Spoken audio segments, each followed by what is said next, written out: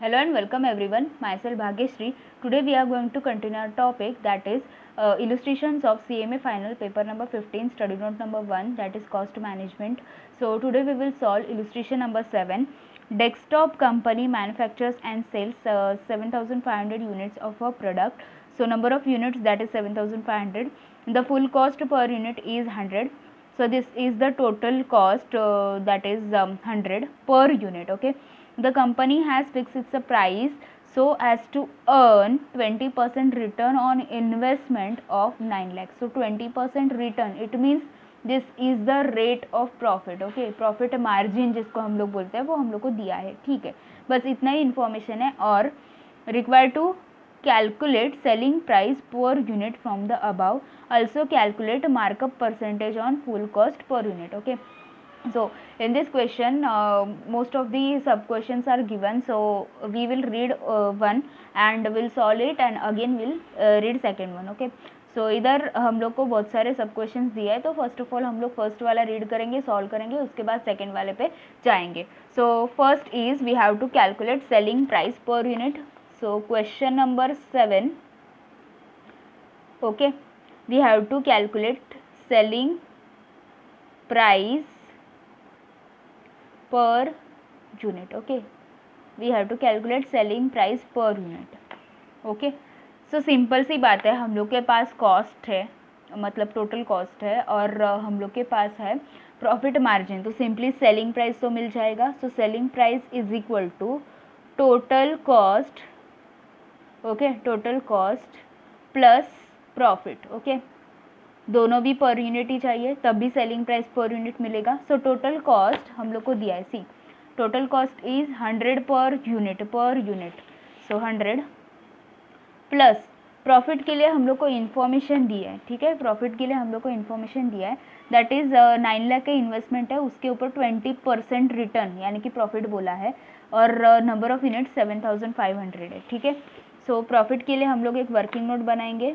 So working note that is for profit. Okay, profit per unit के लिए हम लोग वर्किंग नोट बनाएंगे. सो फर्स्ट ऑफ ऑल हम लोग को बोला है कि 9 लाख का इन्वेस्टमेंट है, so investment amount is 9 lakh. On that we have to calculate 20%. Okay, so 20%, see 9 lakh multiplied by 20%, it is 1,80,000. So amount is 1,80,000, but this is the total amount and we want per unit. So divide by number of units. Number of units are given in the question, that is 7,500 units. So हम लोग को divide करना पड़ेगा. So 1,80,000 divided by 7,500, so we are getting 24.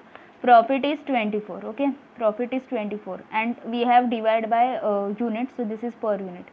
हम लोग ने unit से divide किया है, तो ये जो है वो पर यूनिट आया है. So total cost is per unit, profit is per unit. So finally we are getting selling price per unit. Selling price per unit that is 124. 124 is the selling price per unit. Okay, next what is asked, see question में next क्या पूछा है. Selling price तो हम लोग ने find out करके दिया, उसके बाद बोला है also calculate markup percentage on full cost per unit. Okay, so full cost के ऊपर मार्कअप परसेंटेज कितना है वो हम लोग को फाइंड आउट करना है. ओके, इसका मतलब जो प्रॉफिट का परसेंटेज है वो फुल कॉस्ट के ऊपर कितना है वो हम लोग को फाइंड आउट करना है. Okay, so second part is markup percentage on full cost per unit. okay, full cost per unit. See जो प्रॉफिट है हम लोग का that is 24 multiplied by, see percentage find out कर रहे हैं हम लोग. So profit is 24 multiplied by, we want percentage, so that's why multiplied by 100. Percent चाहिए, इसके लिए मल्टीप्लाइड बाय 100 किया, और ये सब कुछ किस पे करना है, full cost per unit. So full cost per unit it is 100. So divide by 100, क्योंकि जिसके कंपैरिजन में फाइंड आउट करते हैं वो डिनोमिनेटर में होता है, सो इसीलिए उसको नीचे लिखा है. सो फाइनली हम लोग को मिला 24%. So markup percent on full cost per unit, that is 24%. So here we have completed first part. Okay, here we have completed first part. Now we have to go for second part. Okay, we have to go for second part. See, first part हम लोग का हो गया है, दोनों answer दिया. अभी next है, if the selling price as calculated above represents a markup of 40% on variable cost per unit, then calculate the variable cost per unit. Okay, ये जो क्वेश्चन है वो थोड़ा सा ट्रिकी है, तो हम लोग क्या करेंगे, फर्स्ट ऑफ ऑल हेडिंग तो लेके रखेंगे.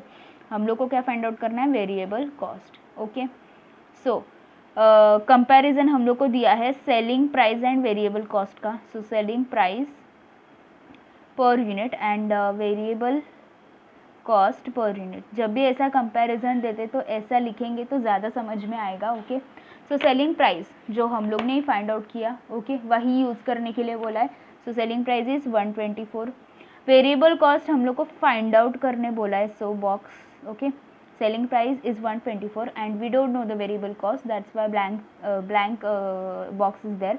आफ्टर दैट, जिसके बारे में कुछ भी नहीं पता है उसको 100 बोलने का, क्योंकि हम लोग को 40% मतलब परसेंट पे कंपैरिजन दिया. Okay, so 100 will write 100 here because comparison given in percentage, so that's why we don't know anything about variable cost, so that's why we are writing 100 here. Okay, now see, selling price as calculated above represents markup of 40% on variable cost. So if variable cost is 100, then sales will be 40% more than variable cost. The sentence is saying that variable cost, say for example it's 100, so then selling price will be more than this variable cost. Okay, markup of 40% na. Okay, this is common sense that selling price will be more than the variable cost. Okay, selling price हमेशा ज़्यादा ही होता है mostly variable cost से. तो हम लोग ने क्या लिखा कि वेरिएबल कॉस्ट 100 है, से for an example it is 100. So variable cost से 40% ज़्यादा है सेलिंग प्राइस, सो 100 प्लस 40 कितना, 140. तो सिंपली क्रॉस मल्टीप्लाई करेंगे. See, 124 multiplied by 100 divide by this 140. Okay, divide by 140. So we are getting 88.57. So we will round up it up to 89. So rupees 89 is the variable cost. See, 89. So 89 is the variable cost. So here we have given answer of second question also, that is variable cost.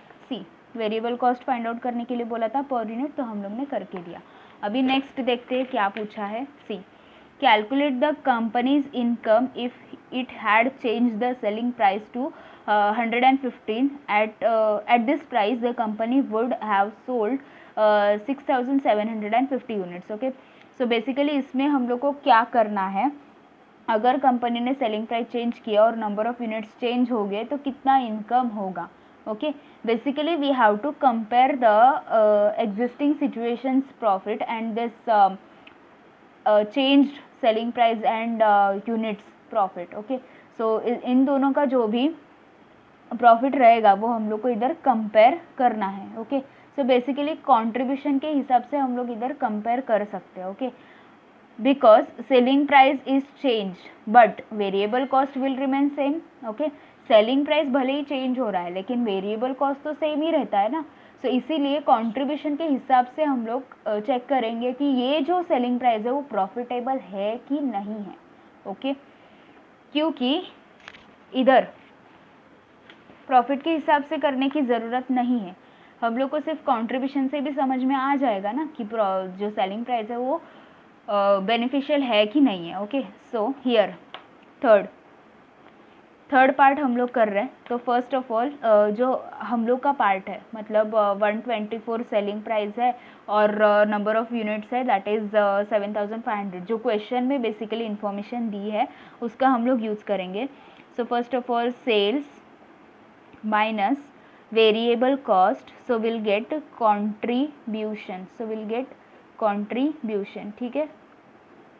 So sales हम लोग क्या करेंगे, अभी जो first हम लोग का है वो, सो सेल्स हम लोग फाइंड आउट करेंगे. See, 124 is the selling price multiplied by 7500 number of units. So sales is 9,30,000. Okay, this is existing and this will be new, जो क्वेश्चन नंबर 3 में बोला है वो न्यू चेंज होने के बाद। ओके, सो एग्जिस्टिंग का हम लोग देख रहे हैं। सो हम लोग का जो वेरिएबल कॉस्ट पर यूनिट है जो हम लोग ने फाइंड आउट किया that is 89 multiplied by number of units that is 7500, it is 6,67,500, so minus 6,67,500। Let's check the contribution. Okay, so 9,30,000 minus 6,67,500, it is 2,62,500, so contribution is 2,62,500. Okay, now we'll check for the new, that is selling price is 115. C question में बोला है 115 and उसका units है 6,750. Okay, so selling price is 115 multiplied by 6,750 number of units, so sales is 7,76,250. 7,76,250. After that, variable cost is 89 multiplied by 6,750. Okay, 6,750. So variable cost मिल रहा है 6,750. 6,750. So 7,76,250 minus 6,750. It is 1,75,500. 1,75,500. C existing अगर selling price रखा that is 124, तो हम लोग को contribution मिल रहा है। कंट्रीब्यूशन यानी कि क्या, profit before the fix cost, right. So हम लोग को कितना मिल रहा है 2,62,500, और अगर चेंज किया तो 1,75,500. So it is better to go with the existing one. Okay, new वाला बेनिफिशियल नहीं है। So new selling price per unit is not beneficial, because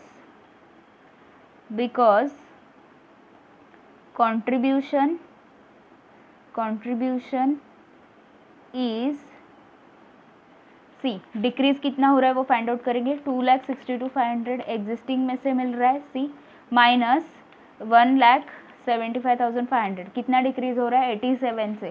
so because contribution is decreasing by rupees 87,000. contribution is decreasing by rupees 87,000. okay, so here we have written the conclusion for question number 3. So here we have completed question number 3. Now we have to go for last question. See, that is, in response to the competitive pressure, the company must reduce the price to 105 next year. So competition बहुत ज़्यादा बढ़ रहा है, तो company को selling price और भी ज़्यादा कम करना पड़ेगा, that is 105, in order to achieve the sales of 7,500 units. So अगर हम लोग को 7,500 यूनिट्स अगर सेल करना है तो हम लोग को सेलिंग प्राइस कम करना पड़ेगा. ओके, अगर नहीं किया तो हम लोग के कस्टमर कॉम्पिटिटर्स के पास जाएंगे क्योंकि उन लोग का सेलिंग प्राइस कम है, तो इसीलिए हम लोग को भी कम करना पड़ेगा. ठीक है, so we have to reduce the selling price because competition is more and we have to sell 7,500 units, so that's why we have to reduce the selling price per unit. The company also plans to reduce its investment to 8,25,000. so reduction in investment is given, so now investment will be 8,25,000 if the 20% return on investment should be maintained. what is the target cost per unit for the next year? इसका मतलब investment के ऊपर 20% return हम लोग को maintain करना है, तो हम लोग का टारगेट कॉस्ट पर यूनिट कितना रहेगा, ऐसे हम लोग को पूछा है. ठीक है, सो हम लोग को वो फाइंड आउट करना पड़ेगा.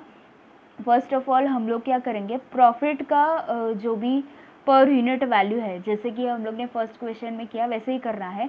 इन्वेस्टमेंट के ऊपर 20% फाइंड आउट करके नंबर ऑफ यूनिट से डिवाइड करना है. Okay, so it's very simple, it is like a first question only. So let's start. हम लोग फोर्थ वाला सॉल्व कर रहे हैं. Okay, so first of all हम लोग क्या फाइंड आउट करेंगे, profit per unit find out करेंगे. ठीक है, चलो फर्स्ट ऑफ ऑल इन्वेस्टमेंट दिया है 8,25,000 मल्टीप्लाइड बाय उसके ऊपर 20% रिटर्न चाहिए. Okay, so 8,25,000 multiplied by 20%, it is 1,65,000 and number of units same है, that is 7,500 units हम लोग को सेल करना है, ऐसे बोला है. so number of units है 7,500. सी 7,500. so 1,65,000 divided by 7,500, it is 22. Profit per unit it is 22 rupees 22. ठीक है, अभी हम लोग को क्या फाइंड आउट करने बोला है, target cost. Okay, so we have to find out target cost. See what is the formula for target cost. हम लोग ने जो अर्लियर वीडियोस में देखा है. See target cost is equal to target selling price minus targeted profit margin. Okay, targeted profit margin सब कुछ per unit है. ओके, सो सेलिंग प्राइस हम लोग को ये क्वेश्चन में, मतलब क्वेश्चन नंबर 4 में हम लोग को दिया है selling price will be 105. So company is planning to reduce the selling price up to 105 minus targeted profit which we have calculated, it is 22. Okay, so 105 minus 22, 83. okay, so rupees 83 is the targeted cost per unit. okay, targeted cost per unit. okay, so here we have calculated fourth answer also. Fourth answer में बस उतना ही पूछा था कि what is targeted cost for unit for the next year. So here we have given answer for that rupees 83 per unit. okay, rupees 83 per unit. okay, so here we have completed illustration number 7. if you found this video helpful, then please like the video, do share with your friends, subscribe my channel and press the bell icon to get more updates, and please check the channel's playlist to get more videos on various topics. Thanks for watching, friends.